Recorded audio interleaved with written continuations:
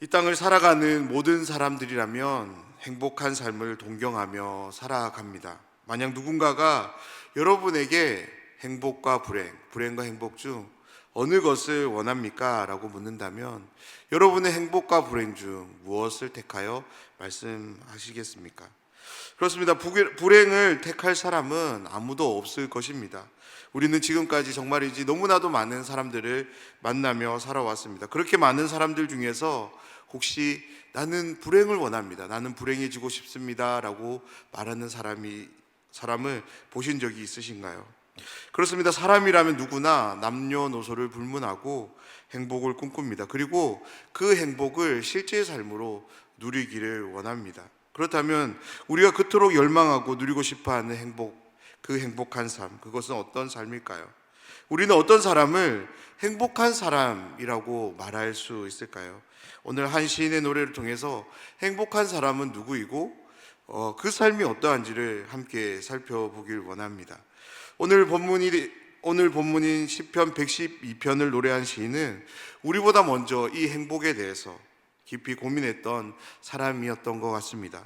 그러다 어느 날 이 시인은 마침내 행복이 무엇인지를 깨닫게 되었고 그 감격을 이겨내지 못해서 한 시를 짓고 노래하는데요, 그 시는 이렇게 시작합니다. 할렐루야로 시작합니다. 우리 1절 말씀을 다시 보면 할렐루야, 여호와를 경외하며 그의 계명을 크게 즐거워하는 자는 복이 있도다. 아멘. 시인은 가장 먼저 할렐루야를 외칩니다. 할렐루야의 의미는 우리 하나님을 찬양합니다 입니다. 어떤 문제로 골머리를 앓다가 그 문제가 해결되었을 때 어떤 마음이 드십니까? 속이 후련해짐을 경험할 것입니다. 그 답답함의 정도가 크면 클수록 후련해지는 그 후련함도 더해갈 것입니다.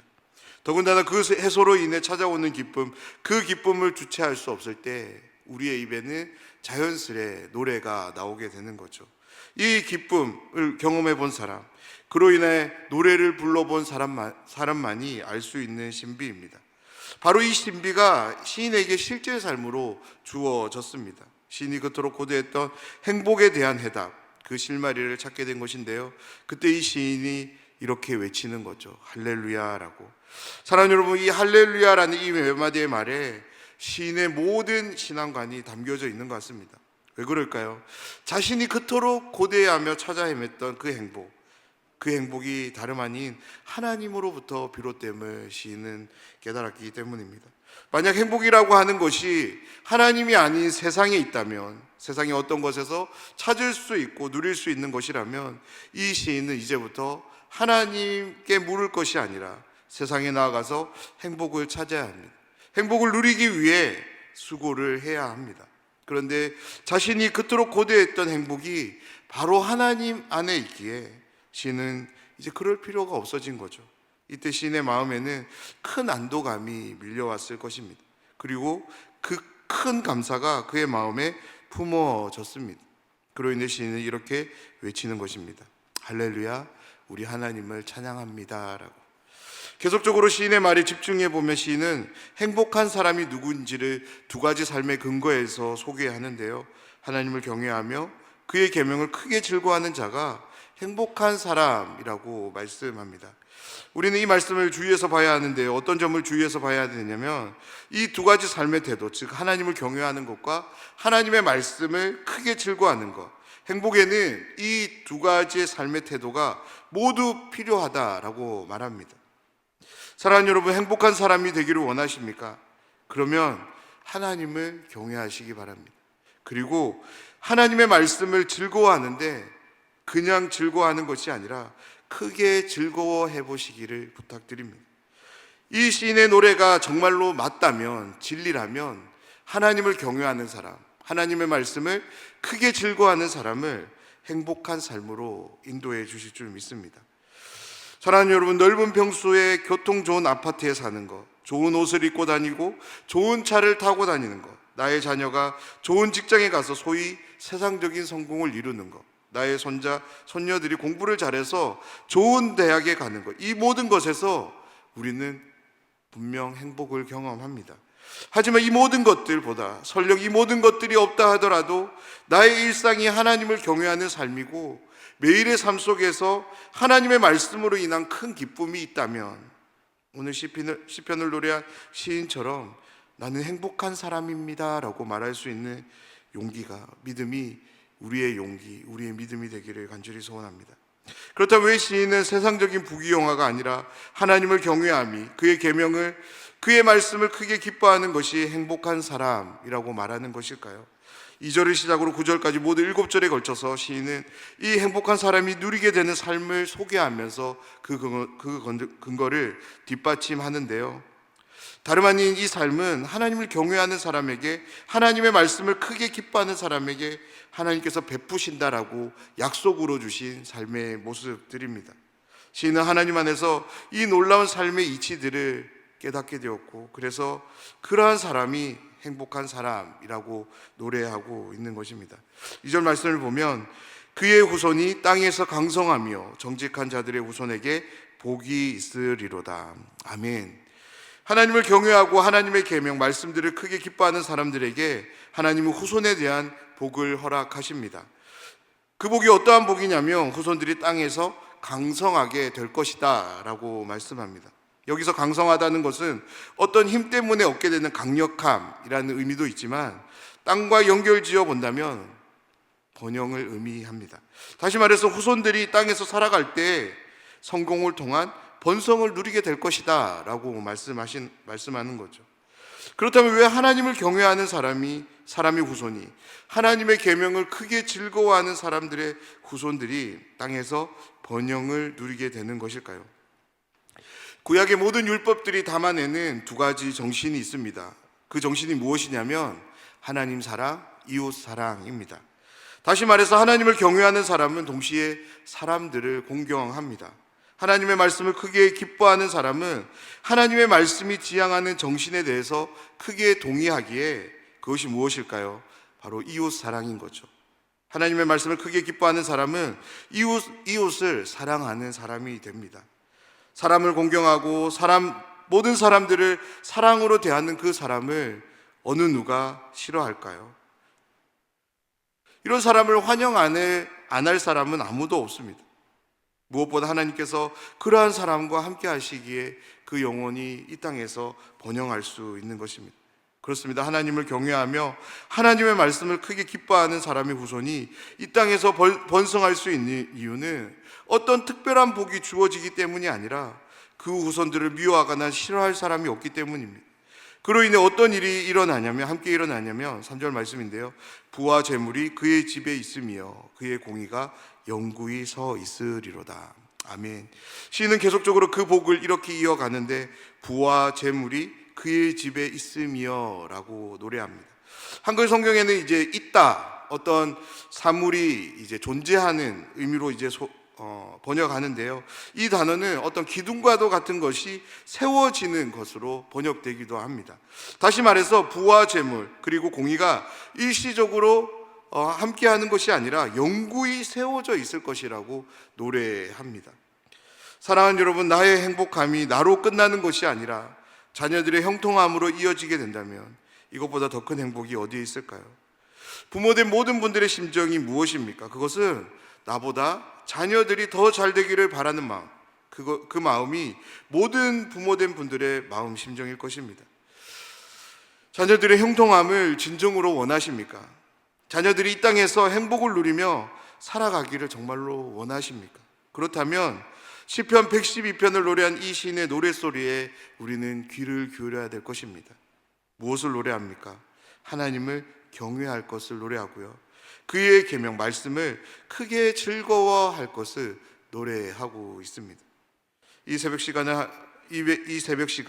말씀을 함께 나누는 모든 분들의 삶 속에 하나님을 경외함이, 하나님의 말씀을 크게 즐거워하는 그 삶이 충만함으로 함께 하시기를 간절히 소원합니다. 4절 말씀을 보면 정직한 자들에게는 흑암 중에 빛이 일어나나니 그는 자비롭고 긍휼이 많으며 의로운 이로다. 아멘. 시인은 4절을 시작으로 정직한 자들이라는 표현을 사용합니다. 행복한 사람을 이렇게 표현한 것인데요, 우리가 이 표현을 꼭 기억하시기를 부탁드립니다. 다름 아닌 행복한 사람은 바로 정직한 사람입니다. 왜 정직한 사람이 행복한 사람일까요? 우리의 삶에서 정직해지기 위해서 정말로 필요한 삶의 태도가 있는데 그것은 하나님을 인정함입니다. 그렇습니다. 우리가 정직해지기 위해서 우리의 삶에 정말 필요한, 아니 가장 필요한 삶의 태도가 무엇이냐면 그것은 하나님을 인정하는 것입니다. 내가 정직해지고 싶다고 해서 정직해질 수 있는 것이 아닙니다. 정직은 우리 안에서 만들어지는 능력이 아니기 때문입니다. 왜 그럴까요? 원죄 때문입니다. 원죄가 무엇인지를 우리 다시 한번 고민해 보면, 생각해 보면 그것은 정직을 상실하는 것이 바로 원죄임을 우리는 알게 될 것입니다. 하지만 우리가 하나님을 전적으로 인정하고 신뢰하게 될 때, 하나님에 대한 면전의식을 통해 그분의 통치와 다스림을 우리 스스로가 받아들일 때 비로소 우리는 정직을 실천할 수 있게 됩니다. 하나님이 늘 나와 함께 하심을 인정하며 그분을 늘 바라보는 사람만이 하나님을 경외할 수 있는 거죠. 하나님의 말씀을 크게 즐거워하는 것 또한 마찬가지입니다. 내 삶이 하나님과 동떨어진 삶을 살아가고 있습니다. 하루 24시간 중 하나님을 단 1분도 생각하지 않고 그분의 통치와 다스림을 받아들이지 않는 삶을 살아갑니다. 어떻게 그런 사람이 하나님의 말씀을 크게 즐거워할 수 있을까요? 결코 그렇지 않습니다. 누가 정직한 사람이 될 수 있냐면 하나님을 경외하는 사람이고요, 하나님의 말씀을 크게 즐거워하는 사람, 그 사람이 정직한 사람입니다. 사절의 말씀을 보면 정직한 사람들에게는 흑암 중에 빛이 일어난다라고 말씀합니다. 왜냐하면 그는 자비롭기 때문이고, 왜냐하면 그는 긍휼이 많은 사람이기 때문이고, 왜냐하면 그는 의로운 사람이기 때문에 흑암 중에 빛을 발한다고 말씀합니다. 정직한 사람이 자비롭고 긍휼을 많이 베풀고 그리고 의로운 사람이 될 수 있는 것은 지속적으로 하나님을 바라보고 인정함을 통해, 의지함을 통해서 이 정직한 사람들에게 하나님의 성품인 이 열매들이 맺게 되었기 때문입니다. 사랑하는 여러분, 나는 어떤 사람입니까? 하나님을 경외하십니까? 하나님의 말씀을 크게 즐거워하고 계십니까? 그러면 우리는 행복한 사람, 정직한 사람입니다. 근데 오늘 이 시편을 노래한 시인은 우리에게 한 가지를 더 도전하는데요. 당신이 그렇게 행복한 사람, 정직한 사람이 되었다라면 오늘 시인의 노래처럼 흑암 중에서 빛을 드러내는 사람이 되어야 된다라고 노래합니다. 무엇으로 빛을 내야 될까요?